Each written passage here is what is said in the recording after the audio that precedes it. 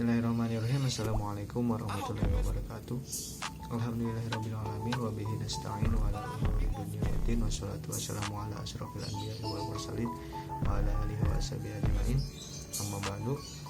Pertama-tama marilah kita panjatkan puji serta syukur kita kehadirat Allah Subhanahu wa taala yang mana telah memberikan kita kesehatan, kesehatan, nikmat kesehatan yang dimana sehingga kita bisa melaksanakan UAS hukum konstitusi ini.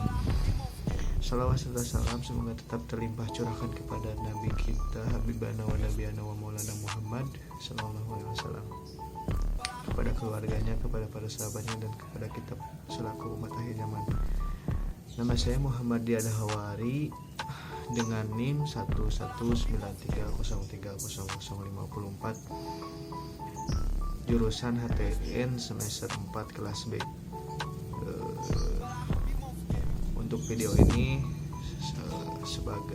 dibuat sebagai syarat sebagai UAS hukum konstitusi yang diampu oleh Bapak Fahrul SSY MH. Di sini saya akan mereview pertemuan perkuliahan ke-9 sampai pertemuan ke-15. Baik, untuk pertemuan ke-9 ini membahas mengenai daya ikat konstitusi, yang dimana ada 3 faktor yang disebutkan. Nah, dari faktor-faktor inilah yang menentukan arah nilai konstitusi dalam sebuah negara. Faktor yang pertama adalah hukum. Menurut Kacewar, kalau berangkat dari aliran positivisme hukum, maka konstitusi itu mengikat, disebabkan dan ditetapkan oleh badan yang berwenang membentuk hukum, dan konstitusi itu dibuat untuk dan atas nama rakyat. Kemudian yang kedua itu adalah politik. Di dalam video Bapak menjelaskan bahwa kekuasaan tanpa hukum adalah zalim, hukum tanpa kekuasaan akan lumpuh. Sederhananya adalah penetapan hukum dan lembaga perwakilan rakyat merupakan kristalisasi atau proses politik yang disepakati dengan diakui rakyat.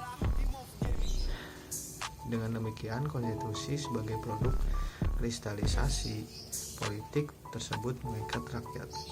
Kemudian yang ketiga adalah faktor moral. Singkatnya adalah daya ikat konstitusi akan lebih kuat karena konstitusi itu dipandang bahwa konstitusi itu mengandung nilai moral. Otoritas konstitusi kalau dipandang dari segi moral sama halnya dengan pandangan aliran hukum alam, yaitu mempunyai daya ikat terhadap warga negara yang disebabkan dalam penetapan konstitusi didasarkan pada nilai moral.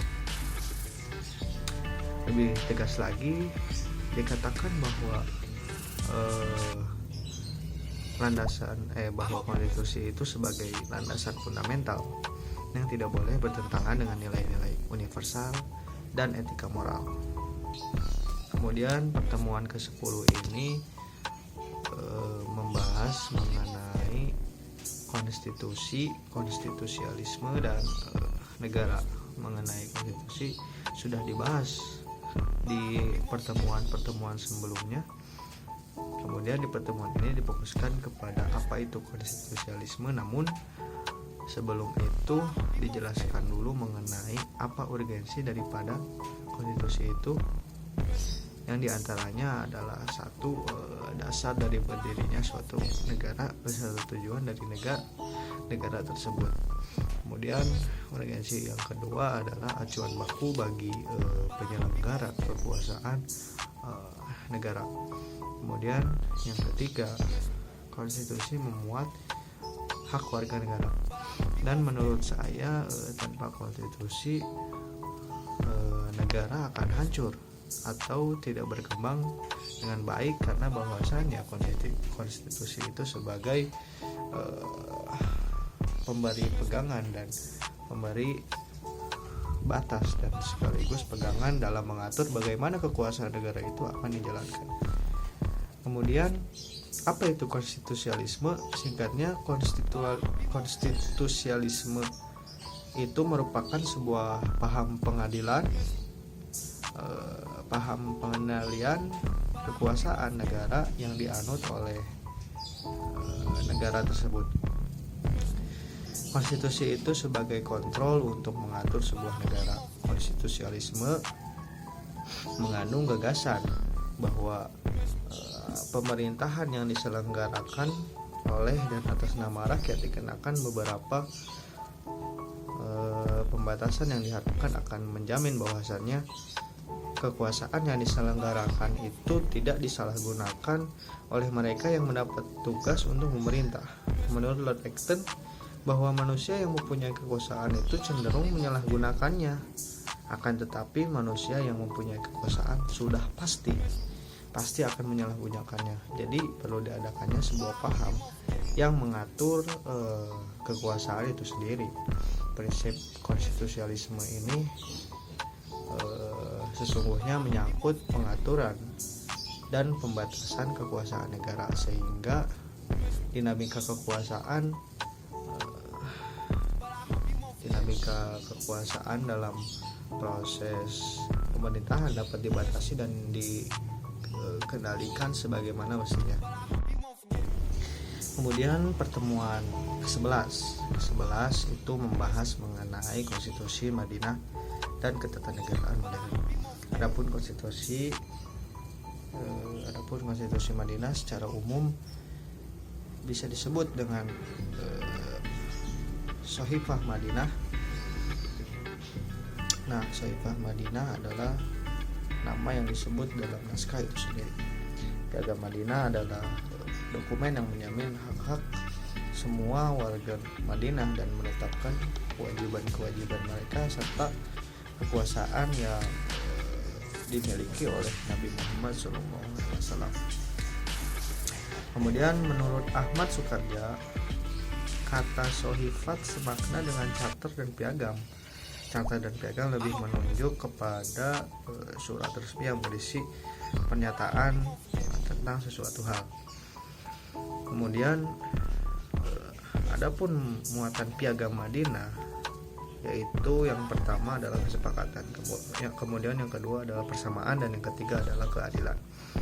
Muatan piagam Madinah dan Pancasila memiliki kesamaan sebagai kalimah Sallallahu Alaihi Wasallam atau perjanjian luhur yang membangun, mencintai dan mempertahankan Indonesia. Demikian pula dengan piagam Madinah, merupakan perjanjian luhur untuk mempertahankan negara Madinah.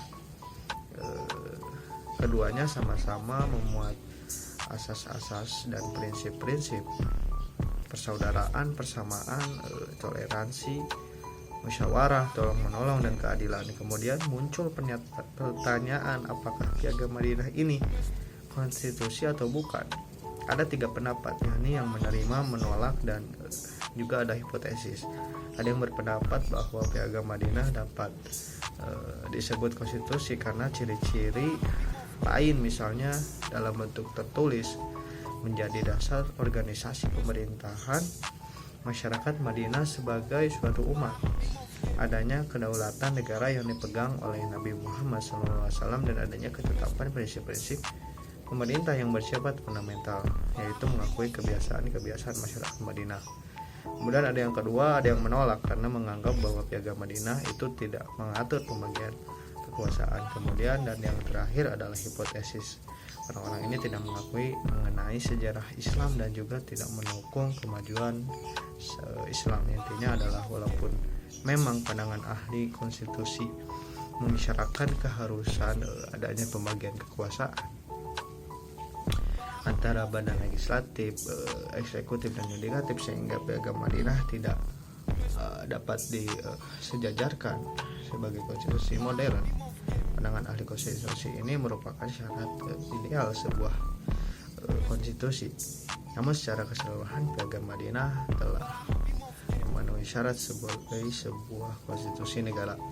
Di samping itu, Piagam Madinah dapat diterima sebagai sumber inspirasi untuk membangun masyarakat yang pluralistik, memiliki relevansi yang kuat dengan perkembangan masyarakat internasional, dan menjadi pandangan hidup modern bagi berbagai negara di dunia.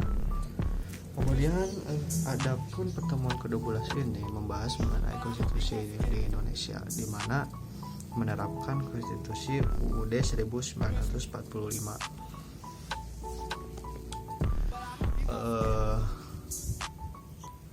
Konstitusi UUD 1945 ini memuat dasar-dasar dan tujuan negara yang dibentuk pada masa awal pemerintahan.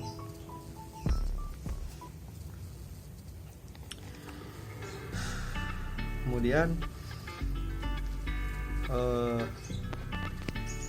batasan ini diberikan tentu saja untuk menghindari dan mencegah terjadinya tindakan yang melanggar wewenang dan merugikan rakyat. Dalam batang tubuh UUD 1945 diuraikan pula mengenai bagaimana dan siapa yang memegang kekuasaan pemerintahan.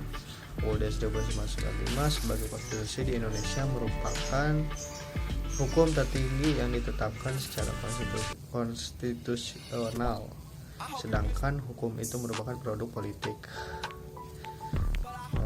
Konstitusi di Indonesia itu mengalami beberapa perubahan perkembangan politik pada beberapa periode. Tentu akan mempengaruhi perkembangan ketatanegaraan Indonesia. Perubahan-perubahan itu terjadi pada yang pertama, periode 18 Agustus 1945 sampai dengan 27 Desember tahun 49, masa berlakunya UUD 1945. Kemudian periode 18 Agustus 45 sampai dengan 27 Desember tahun 49, masa berlakunya UUD 1945. Kemudian yang ketiga itu adalah periode 17 Agustus tahun 50 sampai dengan 5 Juli tahun 59, masa berlaku UUD sementara tahun 1950. Kemudian periode 19 yang keempat, periode 19 Oktober tahun 99 sampai dengan 10 Agustus tahun 2002, masa berlaku pelaksanaan perubahan UUD 1945. Kemudian yang periode kelima yaitu periode 10 Agustus 2002 sampai dengan sekarang, masa berlaku UUD 1945 setelah mengalami perubahan. Kemudian pertemuan ke-13 membahas mengenai amandemen UUD 1945. Kita ketahui bahwa amandemen merupakan kegiatan melakukan perubahan resmi terhadap dokumen resmi tanpa melakukan perubahan terhadap UUD 1945. Dalam kegiatannya dilakukan perbaikan atau perlengkapan pada beberapa rincian pada UUD 1945 yang asli. Sepanjang sejarahnya UUD 1945 telah mengalami 4 kali amandemen. Itu yang pertama, amandemen pertama UUD 1945 dilakukan dalam sidang umum MPR pada tanggal 14 sampai 21 Oktober tahun 99. Salah satu perubahannya adalah tentang pembatasan masa jabatan presiden selama 5 tahun dan dapat dipilih kembali untuk 1 kali masa jabatan. Kemudian amandemen yang kedua itu amandemen kedua UUD tahun 45 itu dilakukan dalam sidang tahunan MPR 7 sampai 18 Agustus tahun 2000. Kemudian yang amandemen ketiga UUD 1945 dilakukan dalam sidang tahunan MPR 1 sampai 9 November 2001. Kemudian perubahan terakhir amandemen keempat UUD 1945 dilakukan dalam sidang tahunan MPR 1 sampai 11 Agustus 2002.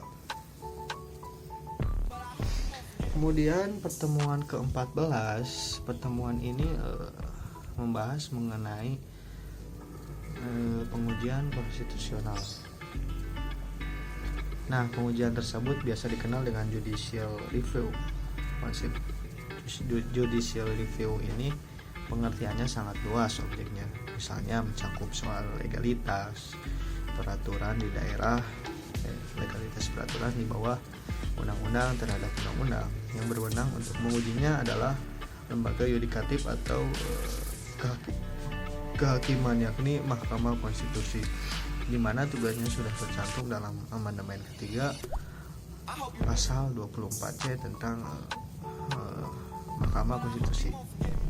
Adapun tujuan daripada pengujian ini adalah untuk menjaga berfungsinya proses demokrasi dalam hubungan saling memengaruhi antara lembaga legislatif, eksekutif, dan yudikatif. Kemudian berfungsi untuk melindungi hak-hak atau kehidupan pribadi warga negara dari pelanggaran oleh cabang-cabang kekuasaan negara. Nah, untuk pengujian undang-undang di Indonesia, jika pengujian undang-undang terhadap UUD itu pergi kepada Mahkamah Konstitusi, sedangkan jika undang-undang terhadap undang-undang maka pergi ke Mahkamah Agung. Tanggapan saya, adanya pengujian konstitusional ini memang perlu adanya, karena untuk memantapkan sebuah aturan yang memang berdampak baik bagi warga negara itu sendiri, sebagai evaluasi juga jika ditemukan ketidakcocokan terhadap kultur warga negara tersebut. Kemudian pertemuan terakhir, pertemuan ke-15 ini membahas mengenai HAM, hak asasi manusia. Ini adalah sebagai tonggak dasar ataupun hak dasar dalam sebuah konstitusi. Sistem nilai yang menjelma dalam konsep HAM tidaklah semata-mata sebagai produk barat, melainkan memiliki dasar pijakan yang kokoh dari seluruh budaya dan agama. HAM adalah hak dasar yang dimiliki oleh setiap manusia dengan tidak melihat asal-usul, mengakar dan tidak dapat diambil dengan cara maupun kondisi apapun. Pengertian dari konsep HAM ini tidak pernah baku dan sepertinya akan selalu abstrak, karena HAM berkembang secara kultural dengan melihat berbagai aspek nilai-nilai yang tidak terlepas dari garis batas satu agama. Tanpa HAM, seseorang, semua orang bahkan akan semena-mena pada orang lain. John Locke mengemukakan argumen mengenai HAM yang membaginya menjadi 3 jenis, yakni yang pertama hak untuk hidup, hak untuk merdeka, dan hak untuk memiliki. Perlu diketahui bahwa Indonesia juga memiliki produk hukum yang membahas mengenai HAM, yaitu Undang-Undang Nomor 39 Tahun 1945 tentang HAM. Mungkin segitu saja yang dapat saya sampaikan. Kurang lebihnya mohon maaf. Assalamualaikum warahmatullahi wabarakatuh.